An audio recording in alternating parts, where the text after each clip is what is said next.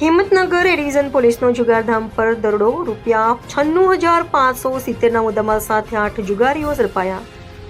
સાબરકાંઠા જિલ્લામાં જુગારની પ્રવૃત્તિઓ સામે પોલીસ દ્વારા સખત કાર્યવાહી હાથ ધરવામાં આવી રહી છે। તે અંતર્ગત હિંમતનગર એ ડિવિઝન પોલીસને મોટી સફળતા મળી છે। પોલીસે જુગાર રમતા કુલ 8 ઇસમોને ઝડપી પાડી તેમની પાસેથી કુલ ₹96,570નો મુદ્દામાલ કબજે કર્યો છે।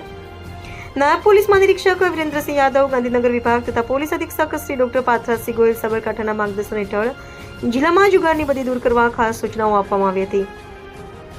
જેના અનુસંધાને નાયબ પોલીસ અધિક્ષક શ્રી એ.કે. પટેલના માર્ગદર્શન હેઠળ હિંમતનગર ડિવિઝન પોલીસ અને સર્વેલન્સ સ્કોડ સતત વોચમાં હતા। પેટ્રોલિંગ દરમિયાન પોલીસને ખાનગી બાતમી મળી હતી કે ઇરફાન ઉર્ફે કાગડો સરકુમિયા શેખના છાપરિયા વિસ્તારમાં આવેલા મકાનની ઉપરની સાઈડ ઓરડીમાં કેટલાક લોકો તીનપતિનો હારજીતનો જુગાર રમી રહ્યા છે। બાતમીના આધારે પોલીસ ટીમે સ્થળ પર દરોડો પાડતા કુલ 8 ઇસમો જુગાર રમતા ઝડપાઈ ગયા હતા।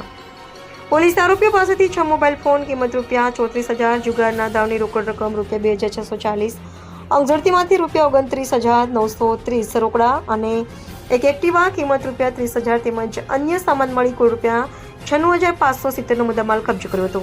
પોલીસે તમામ આરોપીઓ વિરુદ્ધ કાયદેસરની કાર્યવાહી હાથ ધરી છે। હિંમતનગર એ ડિવિઝન પોલીસની આ કામગીરી જિલ્લામાં ચર્ચાનો વિષય બની છે।